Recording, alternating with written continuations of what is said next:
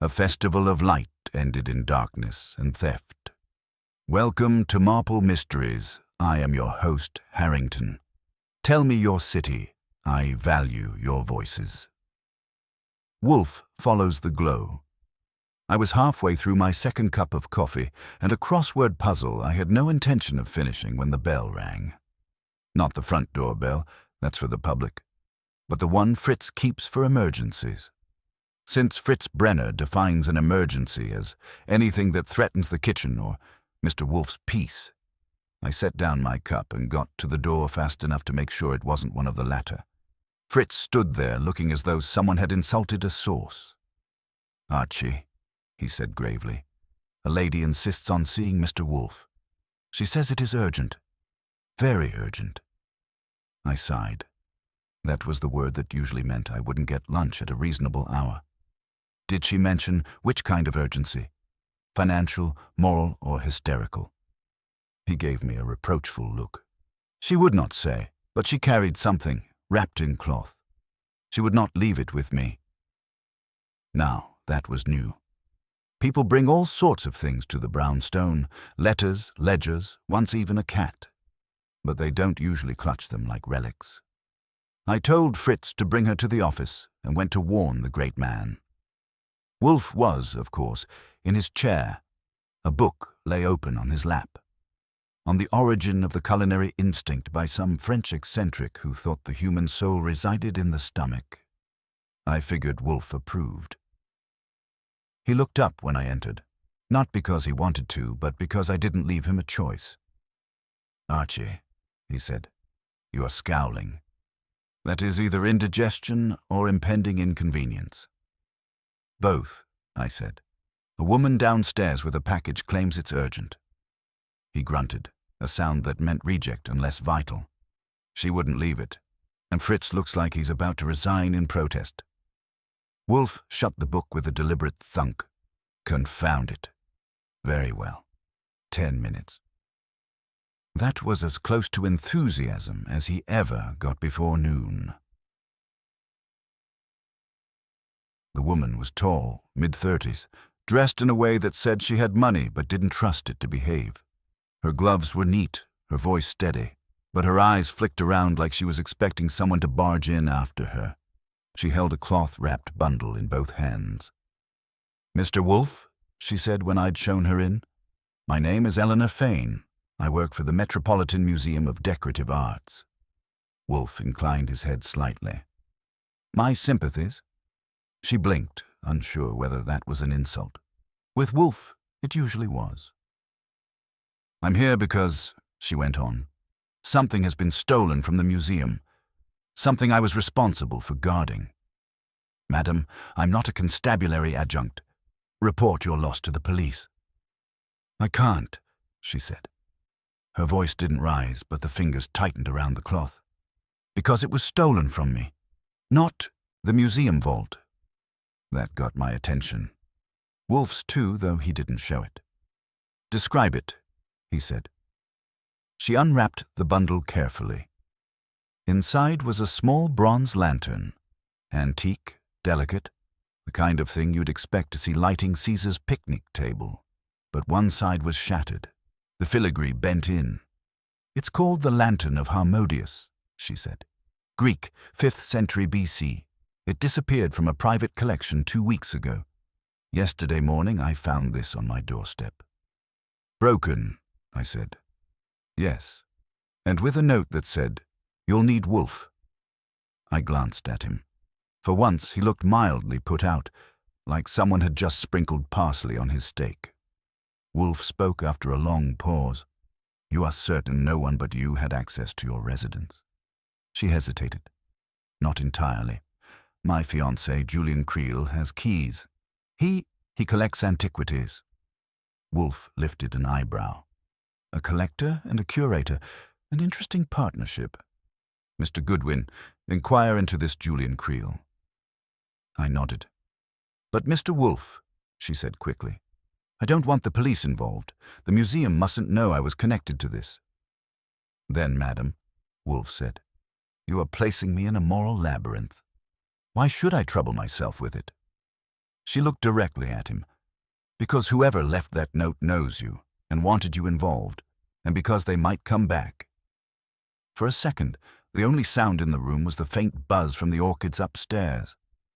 Wolfe studied her, his expression unreadable. "Archie," he said finally, "see that she leaves the lantern in my safe. Then bring me beer." That was that, which meant, naturally, it was not that at all. When she'd gone, I said, "You're taking this one?" He leaned back, closed his eyes, and said, "Someone has chosen to trespass upon my privacy with intent that cannot stand. Bring the Gazette file on Creel." So much for a quiet morning. Fritz brought the beer, and I brought the Gazette file, which was thin enough to make me think either Julian Creel had kept his nose clean or he'd washed it often. Wolfe flipped the folder with 2 fingers and let it lie. He prefers facts decanted by a human mouth to those printed on pulp. I phoned Lon Cohen at the Gazette and told him I wanted a quick rinse on Creel. Lon gave me the sound a newsroom makes when it's pretending to be calm and said, "Private collector, money from textiles. Likes Greek bronzes, dislikes provenance questions. There was chatter last spring. He was seen bidding in absentia through a London intermediary on a lantern from the Barstow estate. Didn't land it. Barstow died a month later. The estate closed ranks. Name of the intermediary? Nicolo Vassos. Lives between Midtown and an airplane. Slick hair, slicker hands." Lon paused. "Why?" "Because Mr. Wolfe is about to develop a distaste for slickness." I hung up before. He could get proprietary. Wolfe's eyes had closed while I relayed it. He does that to keep you from seeing that he's listening harder than you are. "Barstow," he said without opening them. "The reclusive bibliomaniac who dabbled in artifacts. And who, according to the probate gossip, left a collection that could outfit a small tyrant. Pfui. Tyrants prefer marble. What else? Creel has money, appetite, and a friend named Vassos, who supplies both and receipts for neither. Eleanor Fane is engaged to Creel and curates for a museum that would scream if it knew she's storing an antique in our safe like a spare umbrella." He opened his eyes. "The lantern is damaged. That is a message. Theodore." He raised his voice. "Theodore." You can always tell how worried Wolfe is by how many walls he intends his voice to travel through. Theodore came down from the plant rooms, smelling faintly of moss and rebuke. Wolfe pointed to the safe, and I delivered the bronze. Theodore took one look, settled at my desk without asking, and fished out a magnifier. He isn't an antiquarian, but he knows metal the way Fritz knows flame. "Recent bend," Theodore said after a minute. "Crimped from outside. The patina is broken along the filigree. See? The fracture edge is bright." He glanced at me. "Whoever did this didn't worry about conservation. They worried about punctuation," I said. "We didn't get to write a treatise, because the front doorbell rang the way a man rings it when he thinks doors should open themselves." Fritz sent me a look through the crack that said his kitchen was under assault, and I went. The man on the stoop could have been in an ad for expensive overcoats, thin, late 30s, good cheekbones you could shave with, and eyes with the color and warmth of coins. He had another man behind him, shorter, with a leather portfolio under his arm and a mouth that looked stapled. "Julian Creel," the overcoat said. "I'm here to see Mr. Wolfe." "Congratulations," I told him. "You found the right address." I let them into the hall and took a microsecond longer than necessary to hang their coats. The inner pockets yielded nothing but crisp air. The lawyer, I would have staked a bottle of scotch that the portfolio carried an injunction already typed, eyed the office door as though it might sting. Wolfe didn't get up. He honored the pair with 1 inch of chin movement. "Mr. Creel?" Creel came 2 steps into the room and stopped as men do when they hit the pressure of Wolfe's disinterest. "I won't pretend ignorance. Miss Fane came to you. She is nervous, and when Miss Fane is nervous, she becomes reckless." "You must learn to make distinctions," Wolfe said mildly. "Miss Fane is agitated, not reckless. You are her fiancé? I am. He didn't sit until I made a production of moving a chair into the only place a man with pride can take without looking, like he's obeying orders. The lawyer chose the edge and sat as if it might crumble his career. Creel cleared his throat. A bronze lantern was left at Miss Fane's door, from the Barstow collection. It belongs with the Barstow heirs. I intend to see it returned at once. I was told. He flicked me a glance, a test I didn't bother to pass. That you had involved yourself. I'm never involved, Wolfe said. I'm employed. Sometimes the distinction eludes people. Creel's coin eyes didn't flicker, but a muscle along his jaw wrote a sentence. If Miss Fane has engaged you, she did so without my knowledge. That is regrettable. Nevertheless, I am prepared to pay you to deliver the lantern to me for return to the heirs. Prepared how much? I asked. Good form requires the vulgarity to come from me. He named a figure that would pay the taxes on the roof and leave change for beer. The lawyer's mouth nearly smiled, which for that mouth was an indecent proposal. Wolfe let the number drift past him. Mr. Creel, he said, your offer presumes possession, which presumes knowledge, which presumes candor on your part. If you intend to return the object to the heirs, you could do that by contacting their counsel. Why interpose yourself? Because the intermediary is a parasite, Creel said crisply, and the heirs are cousins with an allergy to any object more complicated than a decanter. I will ensure the proper restitution and a quiet conclusion. Quiet, Wolfe repeated. An attractive word. He shifted his gaze to the lawyer. Your name?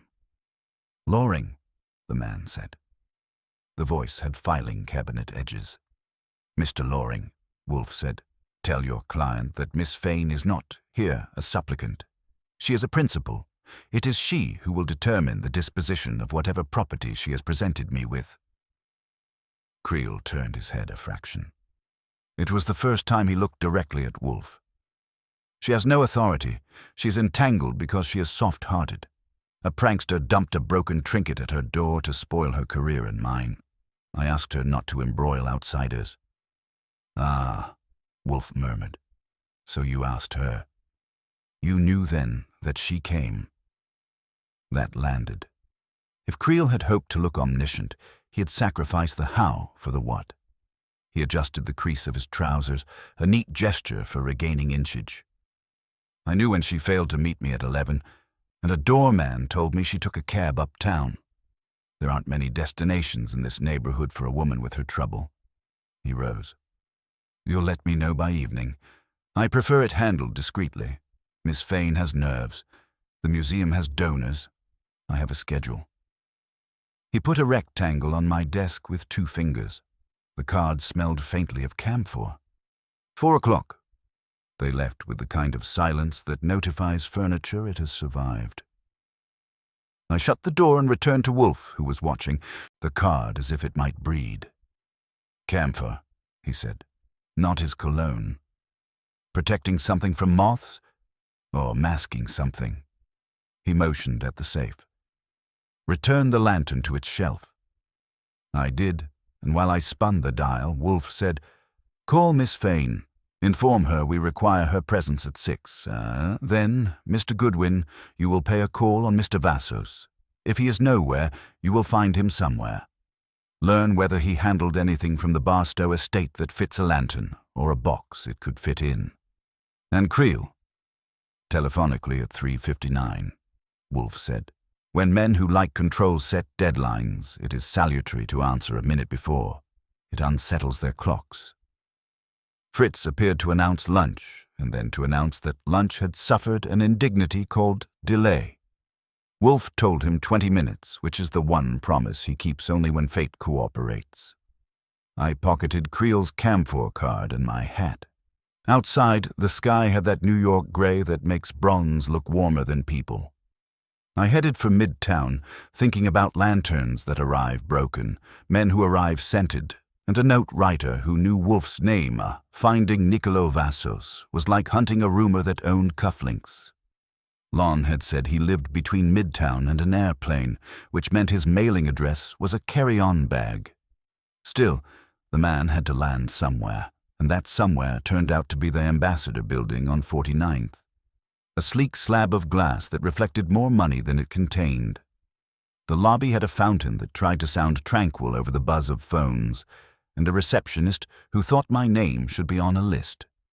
"Mr. Vassos doesn't receive without appointment," she told me, not quite looking up from her manicure. "Then this isn't a reception," I said, and flashed a card that read Nero Wolfe, Confidential Investigations. I've found that the average desk sergeant, secretary, or security guard assumes a man carrying a card like that either knows the law or ignores it in expensive ways. She buzzed me through without enthusiasm. Vassos's suite was decorated by someone with a grudge against color. Gray carpet, silver desk, black and white prints of places he'd probably never been. He was on the phone when I entered, which gave me a chance to study him. The suit was perfect, the hair sculpted, and the expression that of a man who thought mirrors existed solely for reassurance. He clicked the receiver down and smiled with his teeth, but not his eyes. "You must be the American." "That's me. Born under the sign of the dollar, Archie Goodwin. I'm here on behalf of Mr. Nero Wolfe." At the name, something moved behind his eyes, a quick calculation like a banker checking interest. "Wolfe," he said softly. "I've heard of him. He cultivates orchids, yes? He also cultivates truth, which is more expensive." He gestured toward a chair. "Then let's keep the rate reasonable. How may I assist?" I took a seat and crossed my legs. "You handled the Barstow estate auction last spring. There was a bronze lantern among the items." His smile didn't move. "Handled, no. Facilitated, perhaps. Many pieces change hands through discreet intermediaries. The lantern you mention, a charming object. There was fierce competition. A Mr. Creel, I believe, bid heavily and lost." "Creel's name has come up," I said. "He still seems interested. He dropped by Mr. Wolfe's this morning asking for the same lantern, broken and all." Now I had his full attention. The fingertips came together. "Broken? That would be a pity.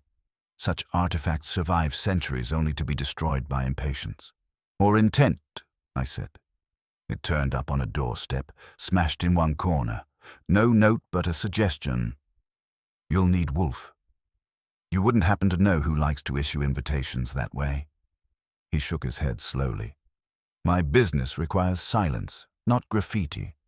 If someone used your employer's name, it was to add weight to their prank." He leaned forward slightly. "Tell me, does Mr. Wolfe intend to sell the piece?" That word "sell" came out too easily, like a reflex. "He intends to find out who's playing games with it. I'm guessing you've had dealings with both Creel and Miss Eleanor Fane." His tone thinned. "Creel, yes. A man who confuses acquisition with admiration. Miss Fane, never directly. Her museum declined our offers years ago. Too poor in coin, too rich in conscience. Yet somehow her doorstep became a delivery address." He looked at me the way a cat looks at an unopened can. "Are you suggesting I courier relics through the mail, Mr. Goodwin?" "I'm suggesting someone wanted that lantern in her possession, and maybe wanted her blamed for it." "Then your someone is cruel or clever or both," he murmured, "and possibly closer to her than to me." That closed one door, or pretended to.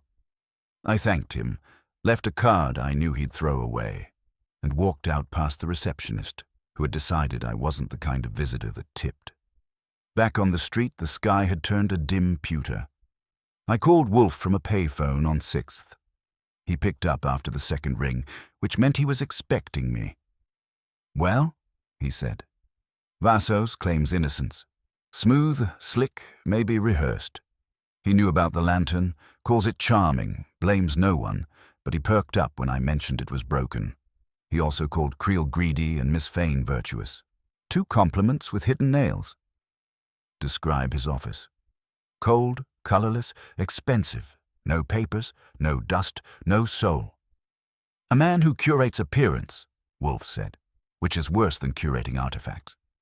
Return. I was halfway through the cab ride uptown when I noticed the smell. Camphor, faint, familiar, like the residue of Creel's card. It clung to my sleeve and I realized it hadn't come from Wolfe's office. Someone had brushed close enough to plant it. When I reached the brownstone, Wolfe had already closed his eyes for his afternoon session of introspection, which means thinking disguised as idleness. I told him about the camphor trace. His nostrils flared once, then settled. "It will recur," he said. "You will note where and when. And Miss Fane, she's due at 6. Good. Until then, keep the lantern untouched." I was heading for my desk when the doorbell rang again. I opened it expecting Fritz's grocery delivery or another protest from Creel. Instead, a boy in uniform held out an envelope. "For Mr. Wolfe," he said. "No sender." The handwriting was neat, deliberate, European. Wolfe sliced it open with a paper knife. Inside was a single photograph, the same bronze lantern, unbroken, glowing faintly from an unseen light source. Beneath it, a typed line. "The flame was never yours to guard." Fritz, Theodore, and I watched as Wolfe examined the photo. His expression didn't change, but the air in the room did. "Archie," he said, "bring Miss Fane the moment she arrives, and fetch a small magnifier. There is ink residue on the lower margin. Whoever wrote this may have used an old ribbon, which is talkative to the trained eye." He placed the photograph on a blotter, turned slightly toward me, and said, "Someone is cultivating symbolism. Lanterns, flames, theft, and guilt. All tiresome, but it suggests the thief's purpose is not profit." "Then what?" I asked. He sipped his beer. "Possession, not of the object but of consequence.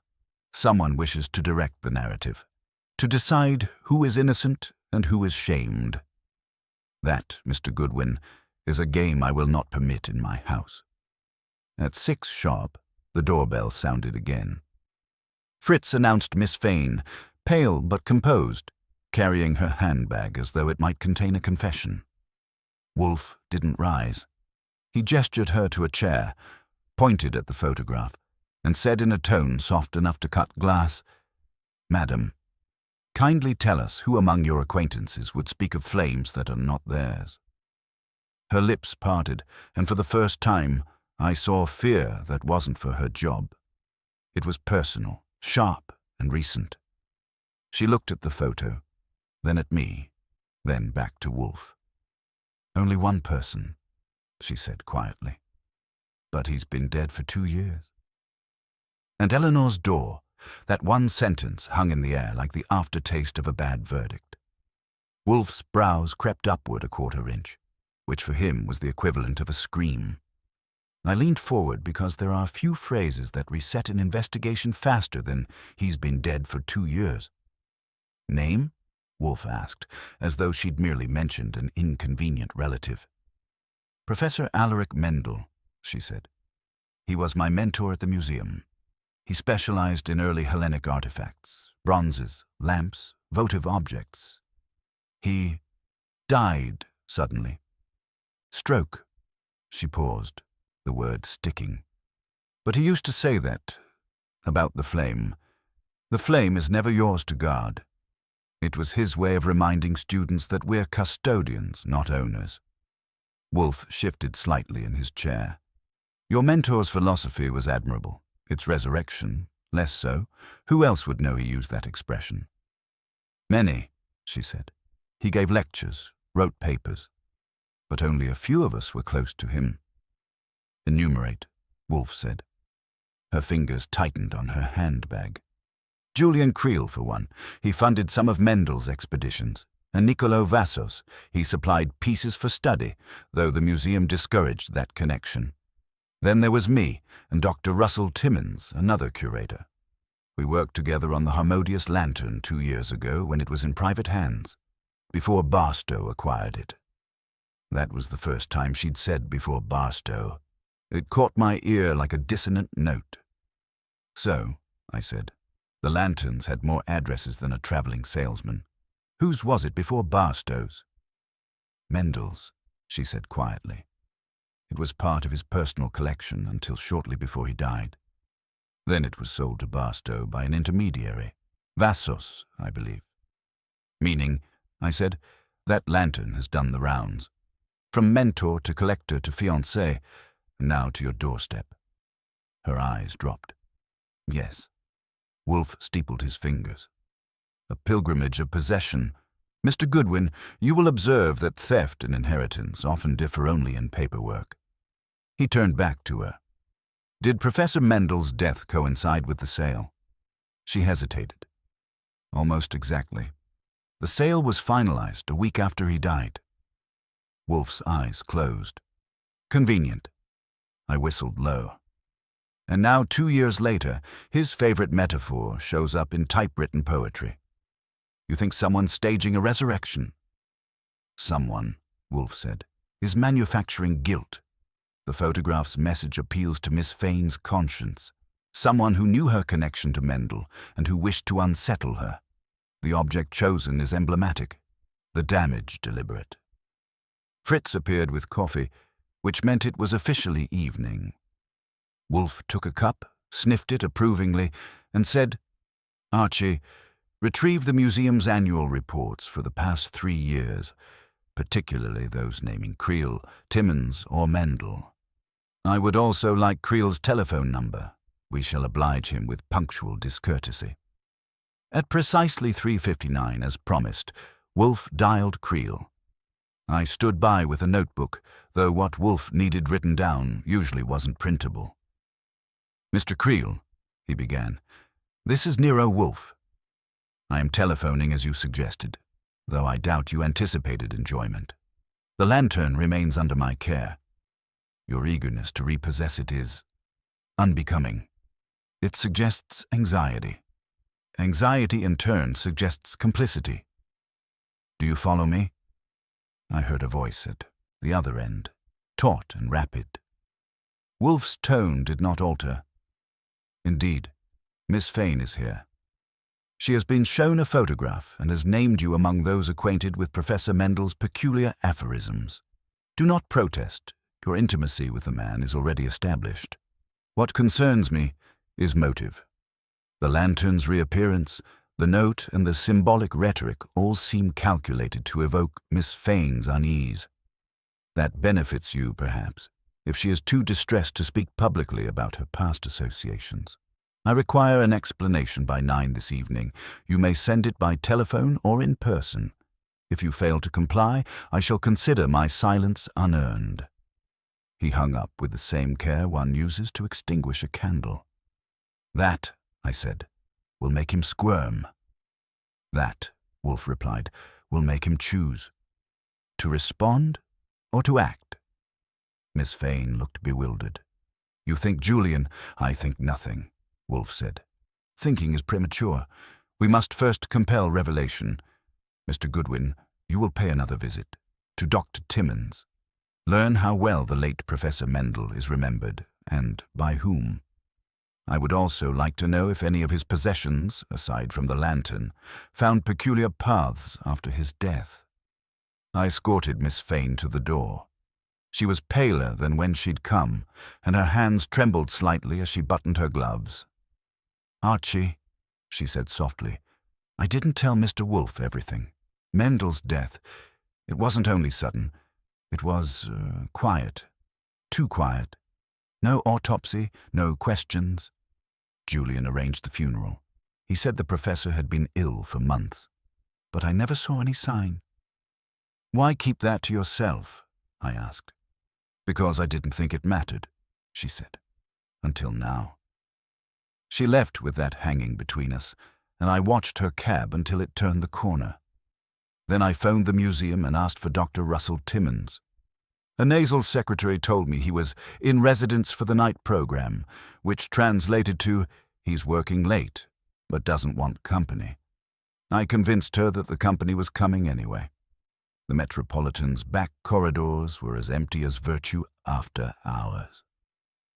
I found Timmins in a storage room lit by a single overhead bulb, cataloguing ceramics with the energy of a man punishing himself. He was thin, meticulous, and wore gloves like a surgeon. "Dr. Timmins," I said. "Archie Goodwin, assistant to Nero Wolfe. I'm asking about Alaric Mendel." His reaction wasn't shock. It was irritation. Why drag up Mendel now? Because his ghost just mailed a photograph. That earned me a glare. Nonsense. Maybe. But his old lantern's been busy, sold, stolen, broken, and delivered. You worked on it, didn't you? He straightened. Under protest. Mendel was obsessed with that piece. Said it symbolized the continuity of enlightenment. When Barstow bought it, I told him it should stay in institutional hands. But Mendel changed. In his last months, he needed money. Or thought he did. For what? He hesitated, then shook his head. He mentioned a debt. Said it was owed to a friend who had made mistakes for him. He wouldn't say who. A week later, he collapsed in his study. And Creel arranged the funeral. Timmons's lips tightened. Creel arranged everything, including the sale of Mendel's private collection. The museum wasn't even notified until the items were already abroad. I called it theft. Creel called it liquidation. Sounds like he was liquidating a conscience, I said. Timmons snapped off the lamp. You can tell your Mr. Wolfe that Mendel was a proud man. If he thought a friend betrayed him, he'd find a way to keep that friend in the dark forever. Maybe he just did, I said, and left him to his ghosts. Back at the brown stone, Wolfe was waiting. He listened to my report without interruption, except a grunt when I reached the part about the debt. Money owed to a friend, he murmured. That explains both the sale and the silence. If Creel facilitated the transaction and profited, then his anxiety tonight is understandable. Maybe the friend wasn't Creel, I said. Maybe it was Vassos. Perhaps, Wolfe said. But Mendel's words, the flame was never yours to guard, suggest accusation, not remorse. Someone is being reminded of theft, not loyalty. The question is, who authored the reminder? He looked up at the clock. It was 8:45. Prepare for visitors, Archie? I suspect Mr. Creel's conscience will arrive before his courage does. And when the doorbell rang at 8:59, Wolfe didn't even flinch. The bell sounded sharp enough to slice through the brownstone's usual calm. Fritz answered it, and a few seconds later, Julian Creel came in like a man who'd been pacing outside rehearsing lines he wasn't sure he'd deliver. His immaculate overcoat was buttoned wrong, which told me more than the expression he tried to wear.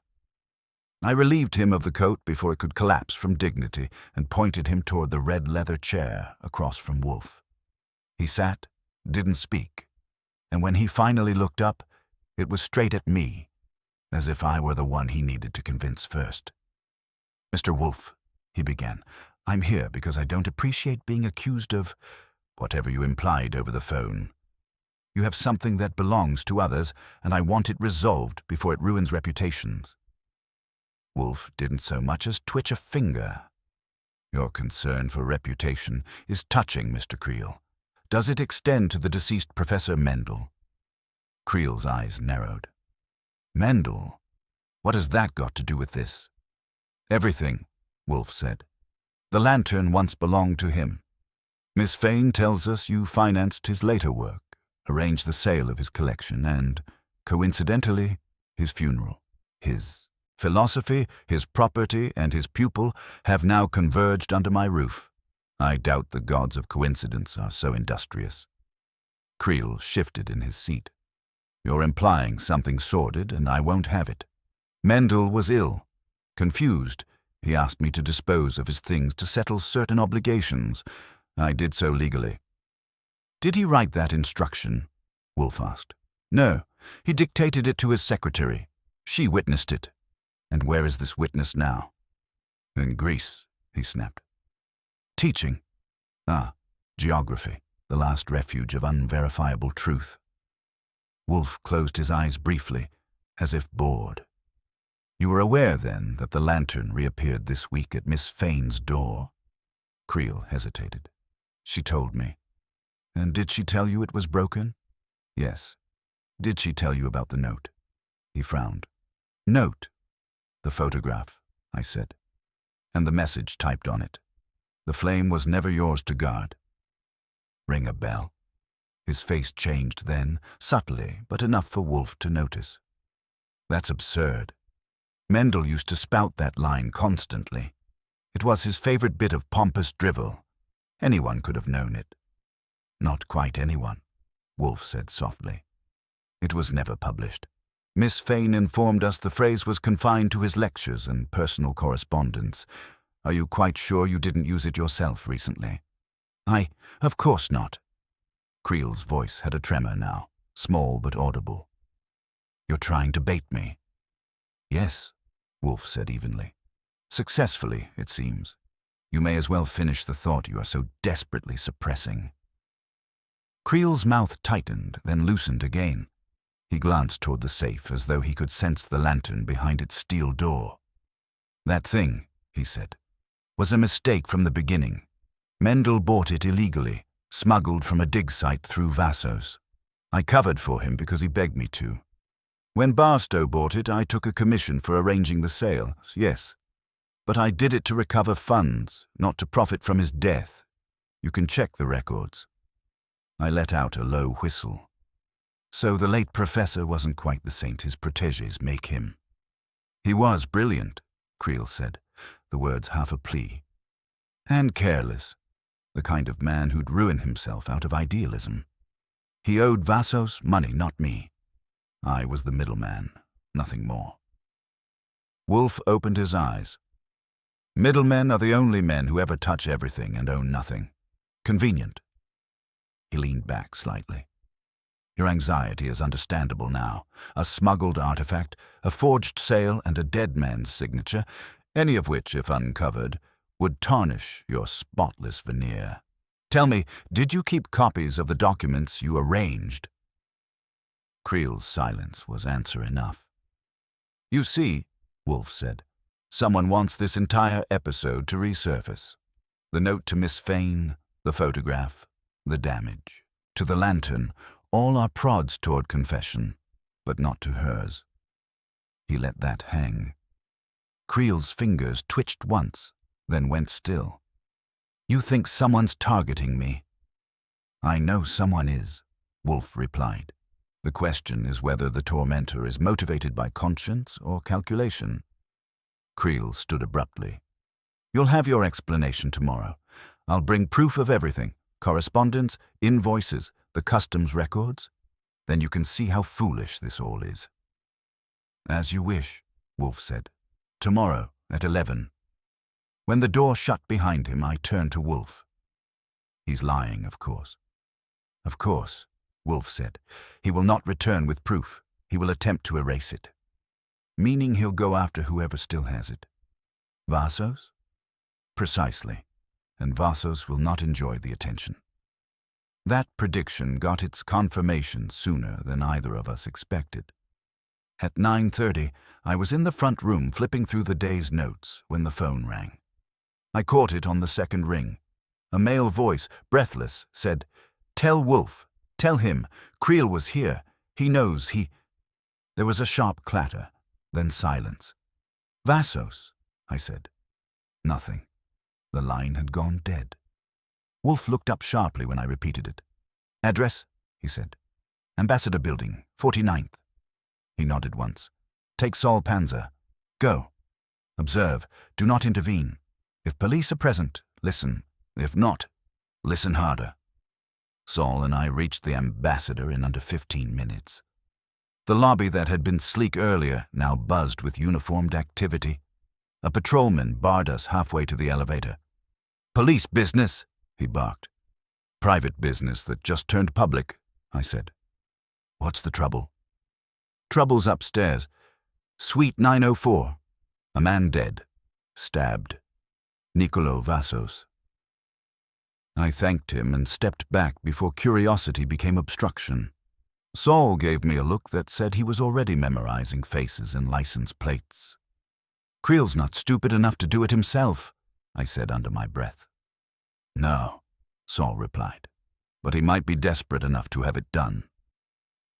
Back at the brownstone, Wolfe listened to my report without interruption. His only comment came at the end, delivered in a tone that made the air seem colder. "So the circle tightens," he said. "A dead intermediary, a frightened collector, and a frightened woman. That leaves only the unseen hand that arranges the pattern and the reason for its arrangement." He poured himself a second beer, set it aside untouched, and added, "Tomorrow morning, Mr. Goodwin, I shall summon all of them, the living at least. We will see who brings the darkness into my house and whether they can bear the light." He leaned back, half closing his eyes. "And Archie, see that the lantern is placed on my desk before they arrive. It will illuminate more than the room." Morning in the brownstone always comes in layers. Fritz's quiet orchestra of pans from the kitchen, the faint hiss from the greenhouse upstairs, and Wolfe's voice dictating breakfast decisions like a Roman emperor planning a campaign. I'd barely finished my eggs when he called me into the office. The safe was open, and the bronze lantern sat on his desk where the morning light could pick out every dent and shadow. He didn't look up as I entered. "Mr. Panzer telephoned at 8. The police have identified no weapon, no witnesses, and no clear motive. They will, of course, pursue the obvious. Robbery gone awry." "Phooey." "Creel?" I asked. "Absent. The doorman confirms he arrived at Vassos' office last night around 9. He departed 15 minutes later. Vassos was alive then. Our Mr. Creel will say as much and produce a witness or two willing to corroborate it, for a fee." I leaned against the desk. That still leaves a dead fence, a missing set of documents, and a lantern that keeps changing hands like a cursed potato. "What's our move?" He looked up at me, his eyes small but bright. "We do not move, Archie. We invite motion. Assemble them all here at noon. Miss Fane, Mr. Creel, and Dr. Timmins. Inform each that I have solved the matter of the lantern and will disclose the truth in private session. Use that phrase precisely. It will guarantee attendance. Even Creel. After last night, I think he'd be halfway to Montreal. If he flees, that too is illumination." He lifted the photograph again, the one showing the unbroken lantern. "This picture was not taken by an amateur. The lighting is professional. Note the faint halo around the base. It was photographed under controlled conditions. I am persuaded that it was taken before the artifact was damaged. Someone had access to it while it was intact, meaning before it landed on Miss Fane's doorstep." "Exactly." He paused, regarding the artifact as though it might confess if stared at long enough. "Bring Miss Fane first." "Alone." She arrived shortly after 11, pale but determined, the kind of woman who had decided that fear was unseemly but hadn't found a better substitute. Wolfe motioned her to sit. "Miss Fane," he began, "Vassos is dead. He was stabbed last night after speaking with Mr. Creel. The police will undoubtedly question you soon. Before they do, I require full disclosure regarding your relationship with both men." Her hands knotted in her lap. "I already told you, Julian was my fiancé. Vassos I barely knew. He used to come to the museum with pieces for appraisal. Always charming, always just within the law." "And Professor Mendel?" Wolfe asked. She swallowed. "He was more than a mentor. I admired him. Too much, perhaps. Julian thought the same. They quarreled once about the lantern. Julian said it was worthless. Mendel said it was sacred. After that, Julian refused to fund his work." Wolfe's voice softened. "And the phrase, 'the flame was never yours to guard.' When did you last hear it?" "The day before he died," she whispered. "He said it to me when I tried to convince him to sell some of his pieces to pay off his debts. He refused. He said some things shouldn't belong to anyone. I never forgot it." Wolfe's lids drooped. "Nor, it seems, did someone else." The bell rang. Fritz ushered in Creel, followed by Timmins, who looked as if he'd been dragged from a hangover of conscience rather than liquor. Creel's composure was patched together with caffeine and arrogance. Wolfe greeted them with a perfunctory nod. "Gentlemen, Miss Fane, you are here because I intend to resolve the matter of the lantern and the recent death that accompanies it. First, observe." He pointed to the artifact. The dented bronze caught the sunlight in a dull gleam. This, you claim, is the lantern of Harmodius. In truth, it is not. The authentic lantern was destroyed years ago during a private excavation on Thassos. This is a replica, one of several produced later by a workshop Mendel patronized. Creel snorted. "Ridiculous." "On the contrary," Wolfe said, "meticulous. The pattern of the filigree, the asymmetry of the handle, the alloy composition, all match a Thasian reproduction. Mendel purchased one for study.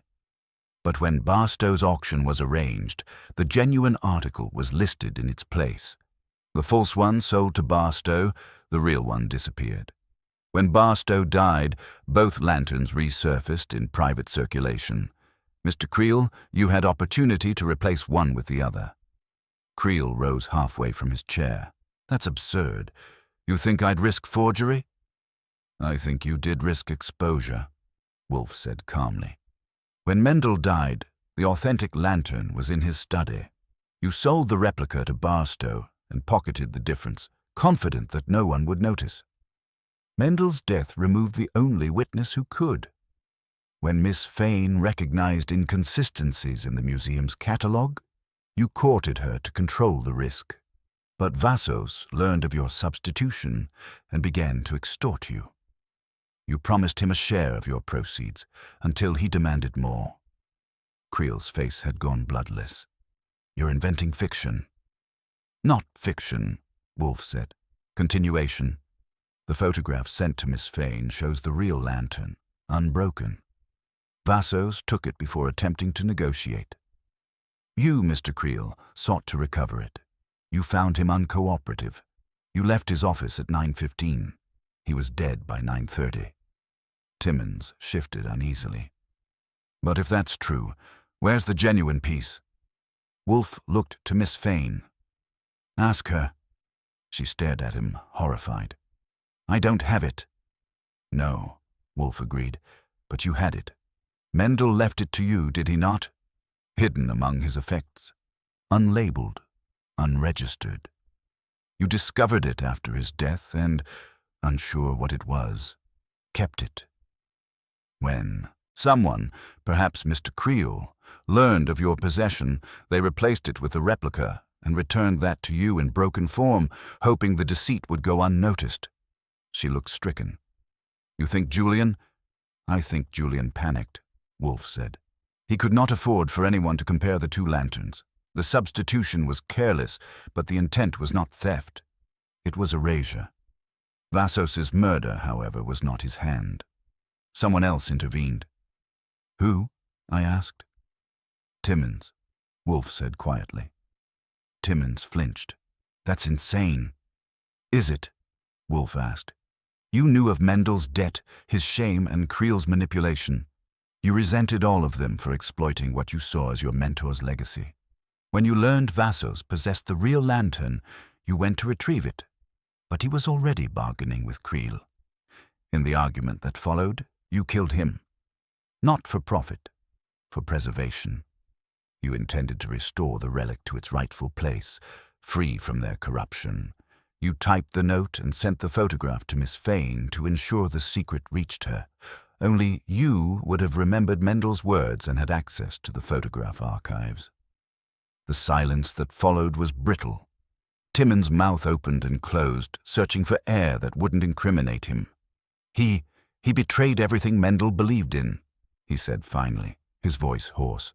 "They all did. I just wanted to end it." Wolfe exhaled through his nose. "A noble motive rendered ignoble by execution. You may tell the police what you wish.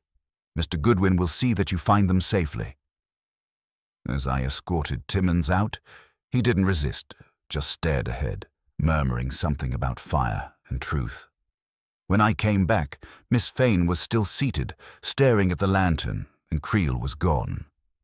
Wolfe looked at her over the rim of his beer. "You are relieved of guilt, madam, but not responsibility. You will return that artifact to your museum under proper documentation. Perhaps then its flame may finally rest." She nodded slowly, thanked him, and left. When the door closed, Wolfe leaned back, shut his eyes, and said, "The irony, Archie, is eternal. Men kill not for what light reveals, but for what it conceals." I said, "And what it's worth on the black market." He didn't open his eyes. "Pfui, bring me the Gazette, and tell Fritz we'll have roast duck tonight. I find the moral appetite reawakening." It was nearly 3 by the time Inspector Kramer came, wearing the look of a man who'd had too little coffee and too many reports. He brought with him that kind of atmosphere that wrinkles Fritz's napkins and makes Wolfe's blood pressure perform acrobatics. He didn't wait to be invited to sit. He took the red chair, dropped his hat on the corner of my desk, and fixed Wolfe with the expression he usually reserves for suspicious corpses. "All right," Kramer said. "Timmins just turned himself in at the precinct, confessing to stabbing Vassos. He mentioned you, the lantern, and something about ancient Greek curses. What kind of circus are you running here?" "A civilized one," Wolfe said dryly. "If Mr. Timmins has confessed, my function is complete." "Your function," Kramer grunted, "is to stay out of homicides. You could have called me before sending your man to fetch a confession." "I did not send Mr. Goodwin to fetch anything," Wolfe replied. "I sent him to escort Mr. Timmins safely. It seems I overestimated the efficiency of your department." That got the usual puff of cigar smoke and a glare that could have scalded an egg. You always have to get the last word, don't you? "I prefer the correct word," Wolfe said, regardless of position. Kramer turned to me. "You were there, Goodwin. Was Timmins making sense, or has the whole museum gone nuts?" He made sense, if you accept that his sense of justice was about 3 centuries behind the times. He thought killing a fence was equivalent to returning cultural property. Kramer snorted. "He's going to find that theory doesn't impress juries. You sure Creel wasn't in on it?" "Creel was too busy saving his reputation," I said. "Timmins didn't act for him, though the idea might have occurred to him later." Kramer grunted again, rose, and jabbed his cigar toward Wolfe. "You and I will talk again when the DA starts asking who knew what and when. And don't think your fancy phrasing keeps you out of my reports." "On the contrary," Wolfe said. "I expect to be in them. Accurately." Kramer left in a cloud of disapproval. When the door closed, the brownstone exhaled. Fritz, hearing the coast was clear, came in with coffee in the latest edition of the Gazette. Wolfe took the cup, set it down untasted, and looked at me. "Archie," he said, "Mr. Timmins is a convenient culprit." Too convenient. That perked my ears. "You think he didn't do it?" "He did something, certainly," Wolfe said, his fingers drumming once against the arm of his chair. "But his motive is a construction. Logical enough to stand, weak enough to collapse at scrutiny. He is too self-conscious in guilt. A true penitent, perhaps, but not a murderer." I leaned back. If he's not the one who stuck the knife in Vassos, then who did? Wolfe's gaze drifted toward the safe. "The answer is in that bronze, if one can read the language properly." "The lantern," I said. "I thought that case was wrapped." "It is tied," Wolfe said, "but not sealed." He gestured for me to open the safe. I lifted the heavy replica out and set it on the desk. The dent gleamed under the lamp. Wolfe adjusted the light, then took a magnifying glass from the drawer and bent closer. "There," he murmured. "See the edge of the fracture? It was not merely bent. It was pried." I leaned in. "So someone opened it?" "Precisely. This lantern is not hollow for ornament. It contains a compartment. The damage was deliberate, to extract, not destroy." He tapped the table. And the true question, Archie, is what was taken. Documents? Perhaps. Mendel's personal correspondence, or evidence of the forgery Creel engineered. But whatever it was small, valuable, and damning enough to kill for. I thought of Vassos, sprawled in his grey office, and Creel's tight smile. Then whoever killed Vassos wasn't trying to avenge Mendel. They were trying to clean house. Wolfe nodded slightly. You are learning, Archie. Timmins may have discovered Vassos's extortion, but he lacked the cunning to stage this. Creel, however, possesses both motive and method. He visited Vassos last night. His hands are clean because he hired another's. Then we're back where we started, I said. A rich man with secrets, a dead man with evidence, and a lantern that's lost its light. Wolfe smiled faintly. Not quite lost. Return Miss Fane to us this evening at 7. There remains one more candle to extinguish. I did as instructed. By the time Eleanor arrived, Fritz had cleared dinner service, and the office was prepared for Wolfe's version of theatre. Lamps dimmed, chairs set with geometric precision, and the bronze lantern centered like a relic on trial. She entered quietly, eyes wary. Inspector Kramer told me Timmins confessed, she said. Isn't it over? Miss Fane, Wolfe said, confession is not synonymous with truth. Sit, please. She obeyed. Wolfe studied her face as one might a chessboard before the decisive move. You loved Professor Mendel, he said, not as a question. She flinched but didn't deny it. He was kind and brilliant, and he believed in me. That isn't a crime. Of course not, Wolfe said. But it is relevant. You kept his memory, his work, and perhaps more than you realized. After his death, you found papers among his effects. Letters, perhaps, implicating Creel in smuggling and forgery.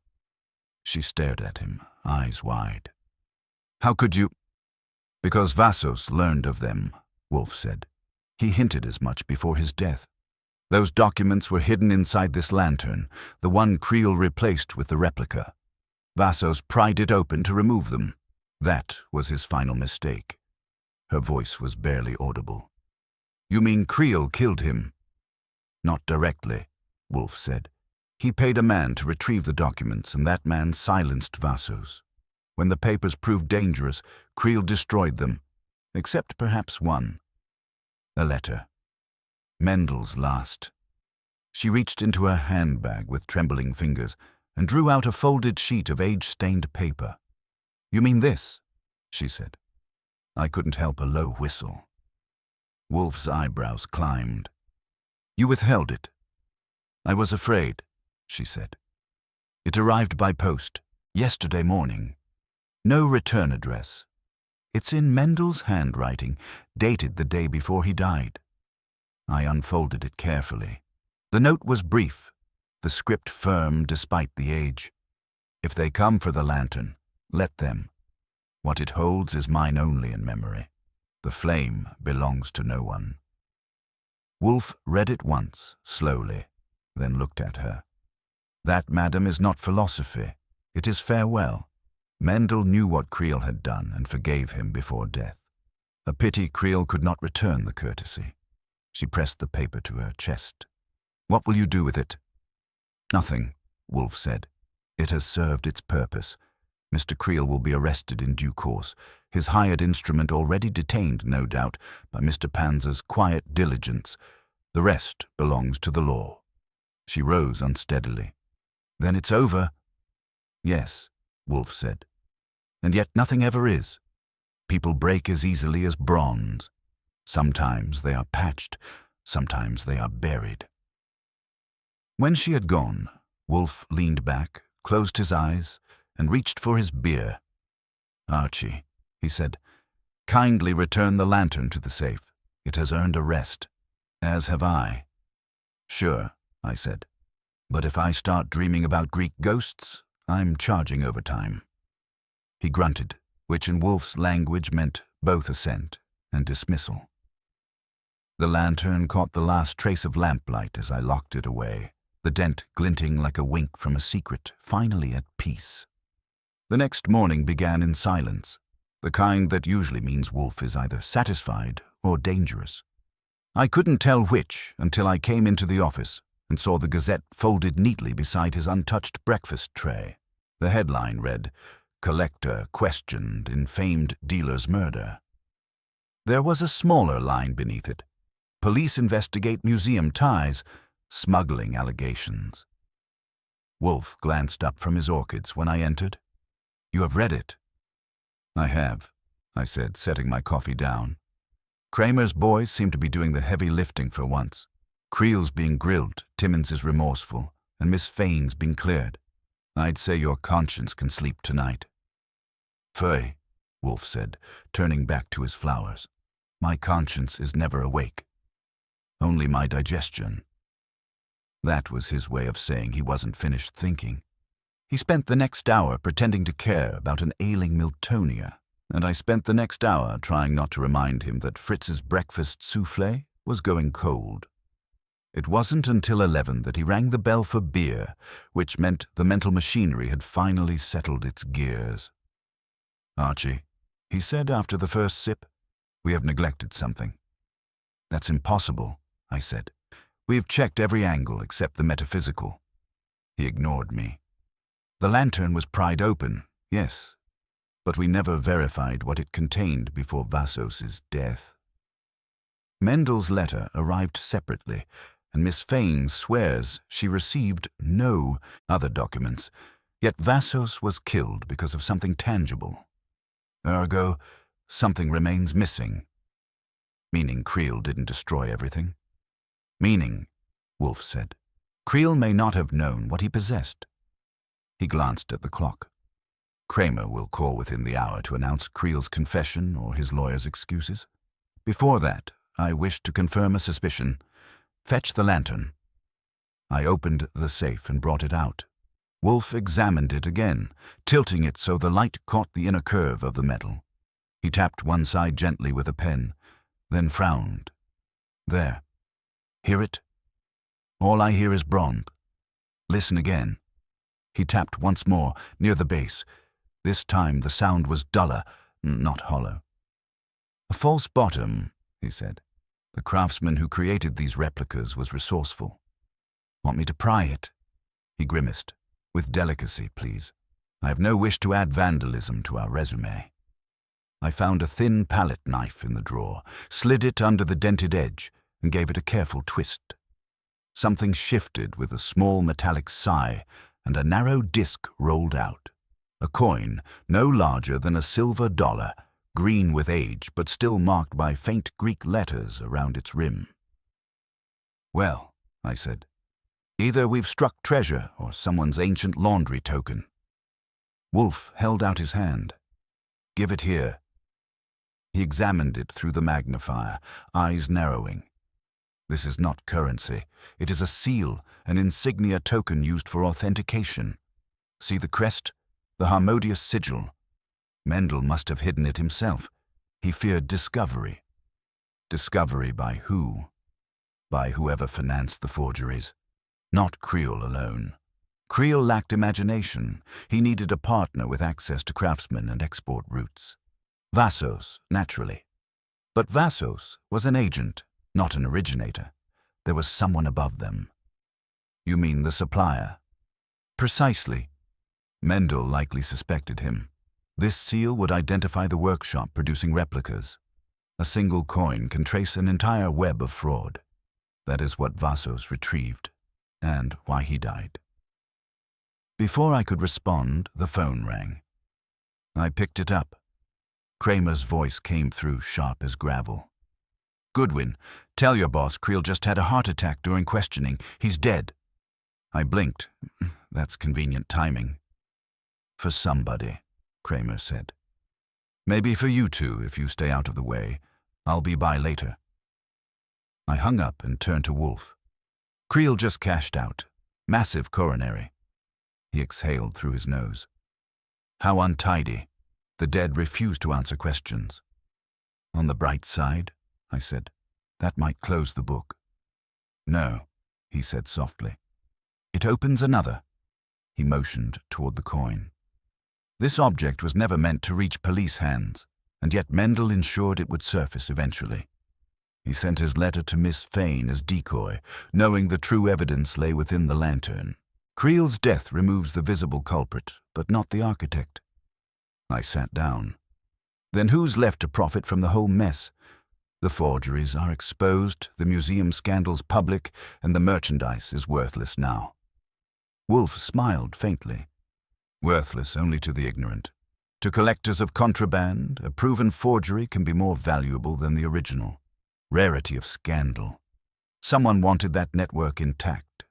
Someone with patience and reach. You think Vassos's boss decided to tie up loose ends? Indubitably. But he overreached. Wolfe reached for the phone. Mr. Panzer must locate the craftsman who fabricated the replicas. There will be invoices, correspondence, perhaps under an alias. A man clever enough to mint deceit will not resist the vanity of record. The next few hours were spent in the brownstone's version of waiting, Wolfe brooding, Fritz cooking, and me pretending to read while keeping an ear on the phone. Around 4, it rang again. Saul's voice came in low. Got your forger. Name's Nicola Petrescu. Romanian. Works out of Queens. Been quiet since yesterday. Too quiet. His workshop was torched this morning. Dead? Wolfe asked from his chair. Gone, Saul said. Neighbors saw a dark sedan around dawn. Same type registered to one Nicolo Vassos last year. When I hung up, Wolfe closed his eyes and said, So the circle burns itself. Convenient symmetry. That's it then, I asked. Creel dead, the forger missing, Vassos buried, Timmins in custody, and Miss Fane trying to rebuild her conscience. Who's left? Us, Wolfe said. And the truth, which is always the final guest. Evening came soft and slow. Wolfe finally emerged from his mental cellar and instructed Fritz to serve dinner in the office, a privilege usually reserved for crises or victories. When the roast duck arrived, the smell alone could have absolved anyone of sin. Wolfe carved methodically, poured 2 glasses of beer, and said, You may congratulate me, Archie. Justice has once again triumphed through the grace of logic. Sure, I said, but logic doesn't mop up corpses. That's Kramer's line of work. Justice, he said, rarely concerns itself with comfort. Men like Creel are merely embers. They burn and extinguish themselves. What remains is illumination. I raised my glass. To illumination. He nodded, solemn as a priest. To appetite, Archie. Morale and otherwise. One must feed both, or perish from starvation of the mind. After dinner, I locked the lantern in the safe one last time. Its dent caught the lamplight, the glimmer dulled now but not gone. Wolfe had already closed his eyes again, the faintest smile curling beneath the mustache, as if the whole business had been a long, intricate meal, now finally digested. I shut off the lights, leaving the office quiet except for the ticking of the wall clock. The case had begun, with a trespass on Wolfe's sanctuary, and ended as they always did, with the house restored, the intruders gone, and the world outside once again unworthy of his notice. Somewhere in Queens, a man was still missing, a trail of forgeries smoldered, and an ancient lantern sat in our safe like the last echo of a truth too fragile to shine. But in that room, with the faint scent of beer and orchids mingling in the air, everything was at peace. Until the next knock on the door. The next knock didn't come that night, but the silence had an edge that promised it would. I woke the next morning with the sense something in the house had shifted. It wasn't Fritz. His movements stay as steady as a metronome. Nor Wolfe, who was in his plant rooms communing with orchids and obstinacy. It was subtler, like the brownstone had drawn a long breath and was waiting to see what followed. The phone rang at 9:30. It wasn't Kramer or Saul this time. It was Miss Fane. Her voice was tighter than the last time I'd heard it. "Archie," she said, skipping the pleasantries. "Something's happened at the museum. You and Mr. Wolfe need to come." I almost laughed. Wolfe, coming anywhere is like asking a mountain to stroll, but her tone stripped the humor right out of it. What is it? The lantern, she said. It's gone. That got my full attention. Gone where? You brought it to the museum? I did, yesterday afternoon after I left your house. I turned it over to the registrar for temporary safekeeping. When I arrived this morning, the cabinet was broken open. The guards saw nothing, and the cameras were off for maintenance. It's as if it vanished into air. I told her to sit tight and called Saul before Wolfe. Saul's line clicked after one ring. You heard? I asked. Yeah, he said. Kramer called me before dawn. He's livid. Says if your boss doesn't stop hoarding relics, he'll start charging him museum fees. I left him to his sarcasm and went upstairs. Wolfe was tending a Cattleya bloom with the reverence other men reserve for religion. I waited until he set down the mister before delivering the news. He didn't even blink. It was inevitable, he said. Thieves have appetites. The lantern was a lure, not a prize. Then someone took the bait, I said. He nodded once. You will go to the museum, speak with Miss Fane and the guards, observe before the police muddle the scene. I will remain here and contemplate the implications. Contemplate quietly, I hope, I said, but he was already drifting inward. The museum had its usual air of sanctified panic, whispered voices, shoes squeaking on marble, security men trying to look competent while Kramer's presence made them wish they were invisible. He spotted me before I could dodge him. Well, he said, your friend's relic is turning out to be a traveling salesman. Any bright theories, Goodwin? Only that whoever took it knew exactly where to look and when to come, I said. Miss Fane? In her office, he said. And before you ask, yes, we've already checked her story. The cameras really were down. Maintenance logs confirm it. That didn't make me feel better. Eleanor Fane was standing by her desk, pale but steady, her coat still on as if she hadn't dared settle. They're saying it's an inside job, she said. Someone with a master key, but I swear, Archie, I didn't tell anyone where it was stored. Who knew? Only the registrar, the chief curator, and Dr. Timmons's assistant. The exhibit wing was locked after hours. The guard on duty claims no one entered. Show me the cabinet. She led me through the quiet hall to a side gallery, still half shadowed in morning light. The glass case stood open, one hinge bent, the label beside it blank. A thin layer of dust on the shelf had been disturbed by a single circular mark where the lantern had rested. Something else caught my eye, an oily residue near the hinge, faint but visible. I touched it with a handkerchief. Camphor, the same scent that had followed Creel. When I returned to the brownstone, Wolfe was waiting in the office, surrounded by silence so complete it could have been part of the furnishings. I handed him the handkerchief. He sniffed it once and grunted. Predictable. Camphor again, I said. Same as Creel's calling card? Yes. His mark. And his mistake. The scent endures where men do not. Whoever removed the lantern used material he had handled recently, which means Creel's death did not end his usefulness.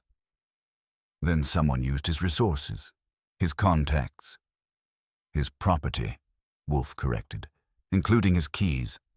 The thief knew the museum's schedules and Miss Fane's actions. That knowledge did not originate yesterday. It was prepared.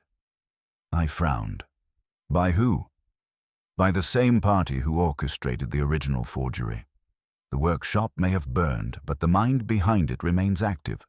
Mendel's seal, now recovered, was proof of an organized enterprise. When that seal resurfaced, panic followed.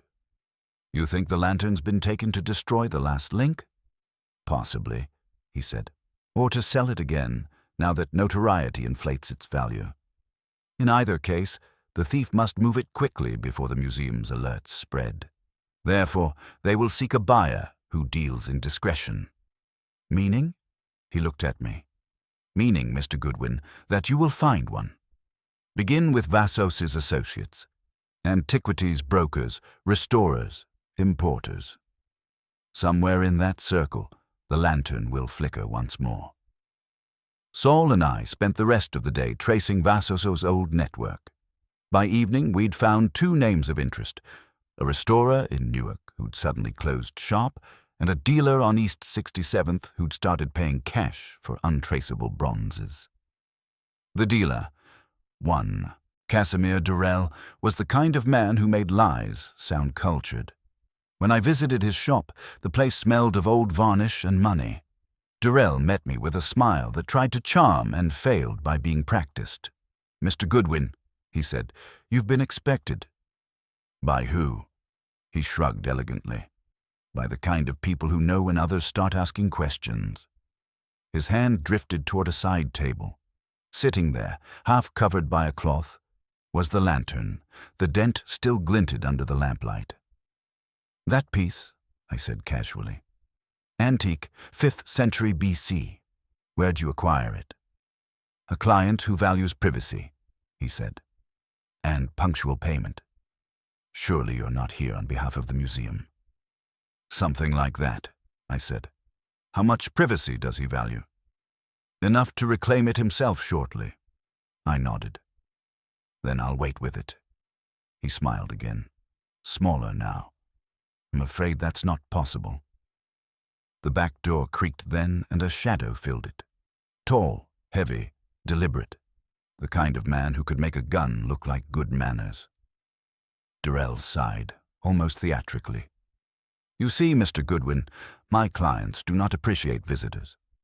I moved before he finished the sentence. The lamp went over first, plunging us into half-darkness, and the sound of bronze hitting wood was followed by shouts and one very familiar curse. Saul Panzer's from the alley. Shots cracked once, twice, and then silence. When the police finished cataloging what was left of Durrell's operation, Kramer found me leaning against the stoop, breathing smoke and adrenaline. "Next time," he said, "try calling before you start a war in an antique shop." "I'll pencil that in," I told him. "But you might want to check the lantern before it changes address again." He grunted and waved his men forward. Behind them, Saul handed me a cigarette with a smirk. "Nice timing," I said. "Pure coincidence," he said. "Or Wolfe." By the time we got back, the brownstone lights were still on. Wolfe sat waiting, the beer already poured. I set the lantern on his desk. It looked older now, as if it had finally earned its legend. He examined it briefly, then leaned back. "So," he said, "the flame returns." "And burns everything in its path," I said. He nodded once, as all truth does. The case wasn't over. Wolfe never believes in endings. But the house felt steadier again. Outside, New York kept humming its endless tune, but inside, the air was calm, the order restored, and the last ember of the lantern's light found its quiet home. The final act began as they always do, with Wolfe refusing to admit the case was finished. It was 2 days after the museum had reclaimed the lantern and Kramer had filed his report. Durrell's buyer had disappeared into international mist, and the newspapers were already reducing the whole thing to a headline about antique smuggling, ring broken. But Wolfe was still brooding, which meant the story hadn't been tucked away in his head yet. He sat in his chair, eyes half closed, fingers steepled in that cathedral of thought he builds when something remains imperfect. Fritz had served a lamb roast, which went untouched, and even the beer stood neglected, a crime against civilization in Wolfe's opinion. I was flipping through the Gazette, trying to appear occupied. "The missing piece," he said finally, "was never the lantern." "Don't tell me," I said, setting down the paper. "It was me all along." "Phooey," he muttered. "It was Mendel. He anticipated everything, Creel's avarice, Vassos's deceit, even Miss Fane's conscience. That letter he wrote was not a farewell. It was a test. He wanted to see whether those who followed him would protect knowledge or consume it, and every one of them failed. I thought about that. Including us? He cracked one eye. We were merely custodians, Mr. Goodwin. We did not steal, kill, or covet. We maintained the order of things. That is the most any man can do. Sure, I said, but it feels like we've been babysitting a cursed candle. Not cursed, he said. Human. It illuminated folly, our most abundant resource. There was a knock on the door before I could answer. Fritz ushered in Miss Fane. She looked different this time, composed but lighter, as if she'd put down something heavy. I wanted to thank you, she said. The museum's trustees have cleared me. They've decided to place the lantern in storage until the investigation's end. I thought you'd like to know. Storage, Wolfe repeated with faint approval. Where all dangerous truths should rest. She smiled. They also asked if you would consider lecturing for our ethics committee. He made a sound that might have been laughter in a different climate. Madam, I do not lecture, I state. My statements are not designed to persuade, but to conclude. I'll tell them you declined with dignity, she said. He inclined his head. Do so. When she left, Wolfe stared at the closed door for a long moment. There, he said, goes a woman who will one day learn to live without guilt. A rare and valuable artifact. I said, and what about the one still sitting in our safe? The lantern. He waved a hand. An imitation. The museum recovered the wrong one. That made me sit up straight. You're kidding. Not at all. I replaced it before you left for the museum. The genuine lantern remains here. I whistled low. That's a felony with flair. You planning to keep it? Of course not, he said. I will return it quietly when men have stopped killing for it. Perhaps in 6 months. Perhaps never. I looked at him, at the calm mountain of him framed by his orchids and his quiet certainty. You realize that makes you the custodian Mendel hoped for. He closed his eyes. Nonsense. I'm merely a man protecting his house from intrusion. The world's idiocies find their way to my doorstep. I do what is necessary to restore equilibrium. Then equilibrium's looking good, I said. Kramer's satisfied, the museum's grateful, and the press thinks the case is closed. He gave a small nod. It is closed. For now. That was as close to peace as he ever got. Fritz came in with coffee and apple tart, and the office began to feel alive again, the safe hum of the brownstone returning, the rhythm restored. I stood by the window and looked out at the evening. The city glowed in its usual haze of ambition and deceit, every streetlight another little lantern burning for someone's truth or someone's lie. Behind me, Wolfe said, Archie. Yeah. You may record the matter as concluded under the title, The Lantern Heist. Add the notation, Human folly remains unsolved. I grinned. You want me to file it under mysteries or morals? Both, he said, and bring me the beer. The flame may belong to no one, but thirst is mine alone. I handed him the glass. He took it, lifted it slightly toward the safe, and drank. A quiet toast to reason, to appetite, and to the eternal, maddening glow of curiosity that kept men, and sometimes lanterns, burning. That was how it ended. The brownstone steady again, Wolfe content in his chair, the world outside as unfixable as ever. And me, closing the door on another story where light and shadow had traded places long enough to remind us both. Some truths aren't meant to be owned, only kept.